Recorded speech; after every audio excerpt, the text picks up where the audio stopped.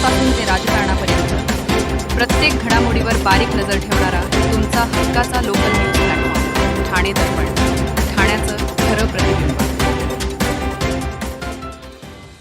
अन्न व औषध प्रशासन विभागाचे आयुक्त तुकाराम मुंढे हे राज्यातील विविध प्रकारचे भेसळयुक्त अन्न तसेच बंदी असलेला गुटखा आणि पान मसाला अड्डे उद्ध्वस्त करत असून यातूनच त्यांना धमक्या येण्याचे प्रकार समोर येत असतानाच राष्ट्रवादी काँग्रेस शरदचंद्र पवार पक्षाचे आमदार डॉक्टर जितेंद्र आव्हाड यांनी मोठा गप्पस्फोट केला आहे. मुंढे यांच्या बदलीसाठी औषध कंपन्या व विविध लॉबींनी तब्बल 250 कोटी रुपये जमा केल्याचा गंभीर आरोप करत त्यांनी खळबळ उडवून देत त्यामागचे कारणही स्पष्ट केले. तसे यामागे कोण आहे हे सुद्धा त्यांनी स्पष्ट केले. राज्याच्या अन्न आणि औषध प्रशासन विभागाचा पदभार स्वीकारल्यानंतर तुकाराम मुंढे यांनी राज्यातील विविध प्रकारचे भेसळयुक्त अड्डे उद्ध्वस्त करण्याची कारवाई सुरू केली. या सर्व प्रकाराने अनेक व्यावसायिकांचे सुरू असलेले बेकायदा धंदे बंद झाले असून यातूनच मुंढे यांना धमक्या येत असल्याचे समोर येत आहे. अशाच उद्गीनेतून कल्याणमधील दुर्गाप्रसाद पांडे याने मुंढे यांना उद्देशून एक अश्लील शिवीगाळ करणारी आणि आक्षेपार्ह ध्वनिचित्रफीत समाज माध्यमावर प्रसारित केली होती. ही माहिती मिळताच कल्याणच्या खडकपाडा पोलिसांनी शोध घेऊन त्याला अटक केले. एकूणच राज्यातील विविध प्रकारचे भेसळयुक्त अन्न तसेच बंदी असलेला गुटखा आणि पान मसाला अड्डे उद्ध्वस्त करण्याच्या कारवाईमुळे अन्न व औषध प्रशासन विभागाचे आयुक्त तुकाराम मुंढे हे चर्चेत आलेत. त्यांची कारवाईचे नागरिकांकडून समर्थन होताना दिसून येत असताना राष्ट्रवादी काँग्रेस शरदचंद्र पवार पक्षाचे आमदार जितेंद्र आव्हाड यांनी मोठा गौप्यस्फोट केला आहे. मुंढे यांच्या बदलीसाठी औषध कंपन्या आणि विविध लॉबींनी तब्बल 250 कोटी रुपये जमा केल्याचा गंभीर आरोप करत आमदार आव्हाड यांनी खळबळ उडवून दिले. भेसळखोर आणि बेकायदा व्यवसायावर मुंढे यांनी सुरू केलेल्या कठोर कारवाईमुळे त्यांच्या जीवाला धोका निर्माण झाला असून त्यांना समाज माध्यमावरून जीवे ठार मारण्याचे धमक्या दिल्या जात आहेत. त्यामुळे सरकारने त्यांना विशेष संरक्षण द्यावे आणि किमान 3 वर्ष त्यांची बदली करू नये अशी जोरदार मागणी त्यांनी विधानसभेत केली. मीरा भाईंदर परिसरात आदिवासी जमिनीच्या खरेदी विक्री व्यवहारामध्ये गंभीर अनियमितता झाल्याचे प्रकरण उघडकीस आले. ठाण्याचे जिल्हाधिकारी श्रीकृष्ण पांचाळ यांनी यासंबंधी महसूल मंत्री चंद्रशेखर बावनकुळे यांना सादर केलेल्या चौकशी अहवालात भाजपचे या भागातील विद्यमान आमदार नरेंद्र मेहता आणि त्यांच्या कंपनीवर ठपका ठेवण्यात आला आहे. या अहवालात आदिवासी जमिनीचे बेकायदा हस्तांतरण, जमीन व्यवहारातील अनियमितता, महसूल अभिलेखामधील त्रुटींवर बोट ठेवण्यात आले. मीरा रोडच्या काशीमीरा पट्ट्यात संजय गांधी राष्ट्रीय उद्यानाजवळ वरसावे गावातील जुने आदिवासी पाडे आहेत. येथील आदिवासी जमीनधारकांनी त्यांच्या जमिनी बेकायदा बळकावण्यात आल्याच्या तक्रारी यापूर्वी जिल्हा प्रशासन तसेच महसूल अधिकाऱ्यांकडे केल्या होत्या.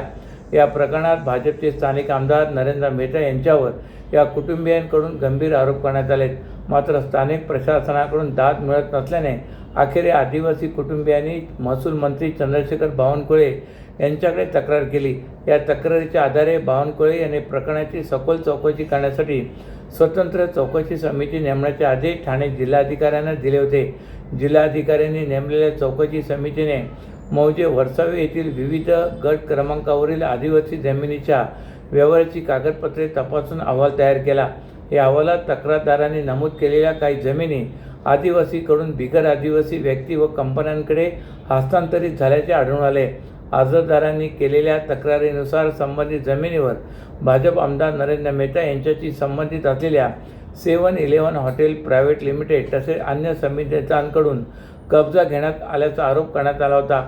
या कंपनीचे मालक नरेंद्र मेहता असून प्रशांत केळुसकर आणि सूर्यकांत सुर्वे हे इतर संचालक आहेत. जिल्हाधिकारी समितीने सादर केलेल्या अहवालात अनेक धक्कादायक खुलासे समोर आलेत.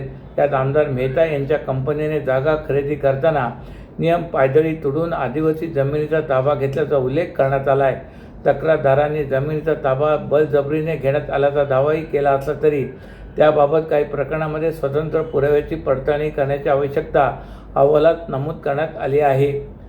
आदिवासी जमिनीचे हस्तांतर होत असताना ही प्रक्रिया सक्षम प्राधिकरणाच्या अंतिम परवानगीशिवाय पूर्ण झाल्याचा ठपकाही अहवालात ठेवण्यात आला आहे. यामुळे या संपूर्ण पट्ट्यातील महसूल विभागातील यंत्रणाही वादात सापडले. शीळ खिडकारी भागात रसायन, टायर, भंगाराची साठवणूक करणाऱ्या बेकायदा गोदाम आणि विरोधात ठाणे महापालिकेने विशेष मोहीम हाती घेतली. या मोहिमेत काल बेकायदा 44 गोदामे जमीनदोस्त करण्यात आली असून आतापर्यंत पालिकेने 261 बेकायदा गोदामे भुईसपाट केलेत. या कारवाईमुळे गोदाम माफियांचे धाबे दणाणलेत. ठाणे महापालिकेच्या नुकत्याच झालेल्या सर्वसाधारण सभेत शीळ खिडकाळी भागातील बेकायदा गोदामांचा मुद्दा गाजला होता. या भागात भूमाफियांनी 1,000च्या आसपास रसायन, टायर, भंगाराच्या बेकायदा गोदामांचे नवे जाळे उभारले असून या गोदामांना वारंवार लागणाऱ्या आगीमुळे परिसरातील अधिकृत इमारतीमधील नागरिकांच्या जीविताला धोका निर्माण झाला आहे, असा दावा शिवसेना शिंदेगड पक्षाचे नगरसेवक बाबाजी पाटील यांनी केला होता. या प्रकरणी त्यांनी कारवाईची मागणी केली होती. शासकीय जागेवर उभारण्यात येत असलेल्या गोदामाच्या मुद्द्यावरून झालेल्या टीकेनंतर खडबडून जाग आलेल्या ठाणे महापालिकेच्या अतिक्रमण विभागाने विशेष मोहिमेअंतर्गत गोदामाचे सर्वेक्षण करून त्यांचे बांधकाम पाडण्याचे काम सुरू केले होते. शीळ खिडकाळी परिसरात भूमाफियाने 830 बेकायदा गोदामे उभारले असल्याची बाब ठाणे महापालिकेने केलेल्या सर्वेक्षणात उघड झाली असून यामध्ये रसायन, टायर, भंगारचा साठा ठेवलेली सुमारे 152 गोदामे पालिकेने जमीनदोस्त करण्याची कारवाई केली. तुमच्या व्यवसायासाठी खेळते भांडवल, क्षमता विस्तार, आधुनिकीकरण आणि यंत्रसामग्री खरेदीसाठी विश्वसनीय ओव्हरड्राफ्ट सुविधा, कर्ज मर्यादा 7 कोटींपर्यंत, जलद मंजुरी, 120 महिन्यांचा परतफेडीचा कालावधी, TJSB ODS drop against property, TJSB सहकारी बँक लिमिटेड, भरोसे का बँक, भविष्य का बँक. तुमच्या व्यवसायासाठी खेळते भांडवल, क्षमता विस्तार, आधुनिकीकरण आणि यंत्रसामग्री खरेदीसाठी विश्वसनीय ओव्हरड्राफ्ट सुविधा, कर्ज मर्यादा 7 कोटींपर्यंत, जलद मंजुरी, 120 महिन्यांचा परतफेडीचा कालावधी, TJSB ODS drop against property, TJSB सहकारी बँक लिमिटेड, भरोसे का बँक, भविष्य का बँक. तुमच्या व्यवसायासाठी खेळते भांडवल, क्षमता विस्तार, आधुनिकीकरण आणि यंत्रसामग्री खरेदीसाठी विश्वसनीय ओव्हरड्राफ्ट सुविधा, कर्ज मर्यादा 7 कोटींपर्यंत, जलद मंजुरी, 120 महिन्यांचा परतफेडीचा कालावधी, TJSB ODS drop against property, TJSB सहकारी बँक लिमिटेड, भरोसे का बँक, भविष्य का बँक. सर्व नागरिकांना आवाहन करण्यात येत आहे की सध्या डासांमार्फत पसरणाऱ्या डेंग्यू या आजाराचा प्रसार रोखण्यासाठी प्रत्येकाने पुढीलप्रमाणे कार्यवाही करावी. डेंग्यू आजार एडिस इजिप्ती हा डास चावल्याने होतो. या डासांची पैदास साचलेल्या किंवा साचवलेल्या स्वच्छ पाण्यामध्ये होते. 8 दिवसांपेक्षा जास्त दिवस पाणी उघडे व साचून राहिल्यास त्यात डास अंडी घालतात. अंड्यांच्या अळ्या तयार होऊन पुढे डास तयार होतात. यासाठी आपल्या घरातील पाणीसाठे उदाहरणार्थ बॅरल्स, पिंपे, टाक्या, हौद, रांजणे इत्यादी दर आठवड्याला रिकामे करून घासून पुसून कोरडे करून पुन्हा भरावे.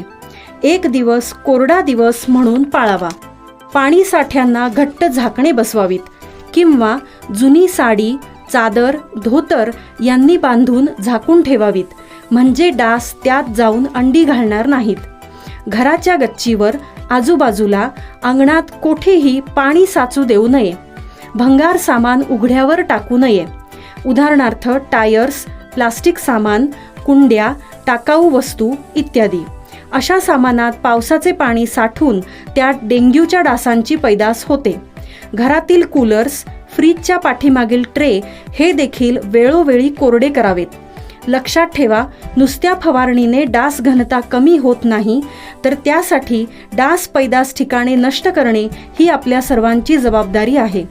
कोणताही ताप अंगावर न काढता जवळच्या शासकीय रुग्णालयात मोफत औषधोपचार घ्या.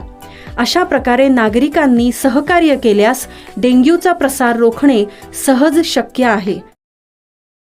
ठाणे शहराला विकासाच्या नावावर भकास करण्याचे धोरण आखले जात आहे. अमर्याद वृक्षतोड केली जाते. नवे प्रकल्प आणताना ठाणेकरांना विश्वासात घेतले जात नाही.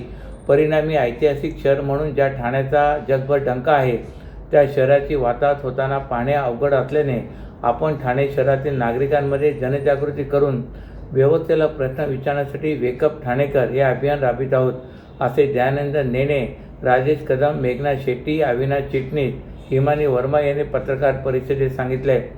काल ठाणे शहराच्या विविध भागात वेकअप ठाणेकर अर्थात ठाणेकर जागा हो असा संदेश देणारे होल्डिंग लावण्यात आले होते. या होल्डिंगची जोरदार चर्चा ठाण्यात होती. हे होल्डिंग कोणी लावले याची चर्चा सुरू असतानाच दक्ष नागरिकांनी एकत्र येऊन आपली ओळख दिली. दयानंद नेने यांनी सांगितले की ठाणे शहरात विकासाच्या नावाखाली गेल्या काही महिन्यात सुमारे 10,000 झाडांची कत्तल केली. त्या बदल्यात किती झाडे लावण्यात आली, किती जगवली याची काहीही माहिती दिली जात नाही. रिंग रेल्वेच्या नावाखाली शहर पोखरून टाकण्यात येत आहे. खरोखर शहराला याची गरज असणार आहे का? ॲमेझॉन आणून ठाणेकरांच्या तोंडचे पाणी पळवले जात आहे. मेट्रोच्या नावाखाली हायवे अरुंद केले जात असून सर्व्हिस रोड संपवून टाकले जात आहेत. या सर्व प्रकल्पात ठाणेकरांची मतेही जाणून घेतली जात नाहीत. ठाणेकरांना विचारात घेऊनच हे प्रकल्प राबवावेत अशी आमची माफक अपेक्षा आहे. त्यासाठीच आम्ही दबाव गट निर्माण करणार आहोत.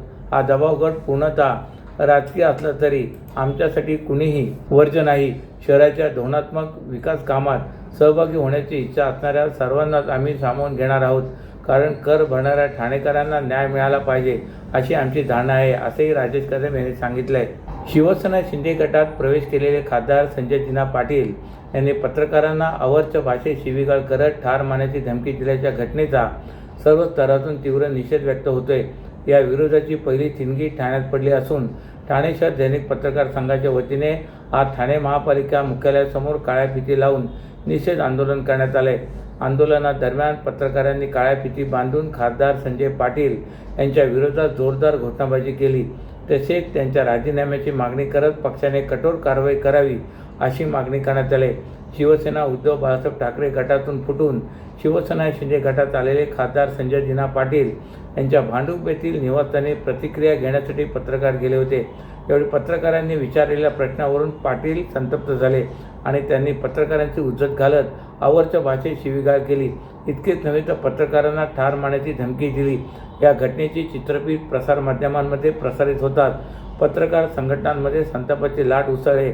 ठाणे शहर दैनिक पत्रकार संघ तसेच ठाणे जिल्हा पत्रकार संघाच्या सदस्यांनी या प्रकाराचा तीव्र शब्दात निषेध नोंदवत लोकशाहीच्या चौथ्या स्तंभावर हल्ल्याची भाषा करणाऱ्या खासदार संजय पाटील यांचा धिक्कार केला आहे. पत्रकारांच्या स्वातंत्र्यावर गदा आणणाऱ्या अशा प्रवृत्तींना वेळीच आळा घालावा आणि खासदार संजय दिना पाटील यांच्यावर योग्य ती कारवाई करण्यात यावी अशी मागणी पत्रकार संघाच्या वतीने करण्यात आली. अशाच नव्या आणि ताज्या बातम्यांसाठी ठाणे दर्पणच्या पेजला लाईक करा आणि फॉलो करायला विसरू नका.